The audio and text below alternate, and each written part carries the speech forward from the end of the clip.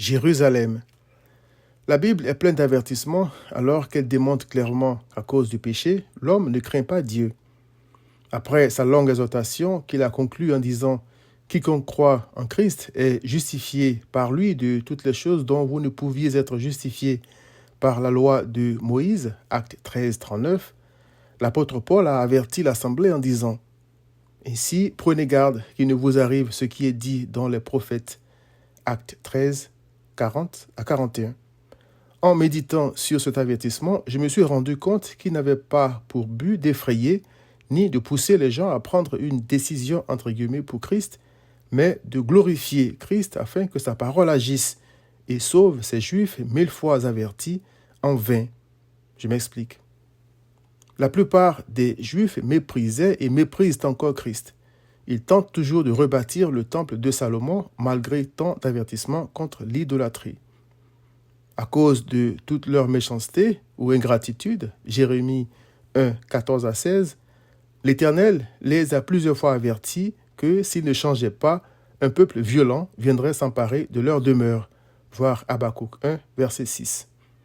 Au lieu de se repentir, ils ont persisté dans l'idolâtrie. L'Éternel a donc envoyé le roi de Babylone en l'an 587 avant Jésus-Christ pour certains historiens et 586 pour d'autres, afin de faire une œuvre que Jérusalem n'avait jamais imaginée tant elle était endurcie. Nebuchadnezzar a massacré et tout rasé à Jérusalem, y compris le somptueux temple de Salomon par lequel les Juifs juraient. Après 70 ans d'esclavage à Babylone, chose impensable pour les Juifs, l'Éternel avait permis qu'ils retournent chez eux pour rebâtir le temple et l'adorer. Pourquoi ? Pour l'amour de mon serviteur Jacob et d'Israël, mon élu, dit Ésaïe 45, verset 4.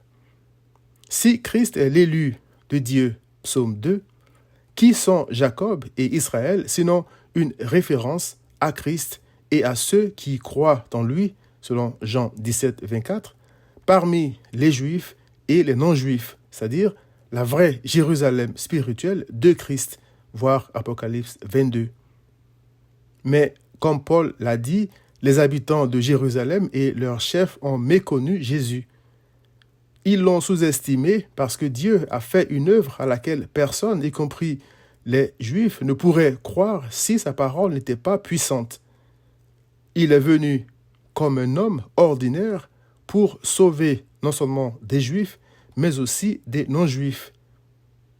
Malgré leur haine, Christ les a lui-même avertis en disant « Il viendra sur toi, c'est-à-dire Jérusalem, des jours où tes ennemis t'environneront de tranchées. Ils te détruiront, toi et tes enfants, au milieu de toi, et ils ne laisseront pas en toi pierre sur pierre, parlant du merveilleux temple. Parce que tu n'as pas connu le temps où tu as été visité, c'est-à-dire par le Messie. » Luc 19, 43-44. En l'an 70, après Jésus-Christ, les Romains sont venus refaire ce à quoi Jérusalem, pourtant averti, s'attendait le moins.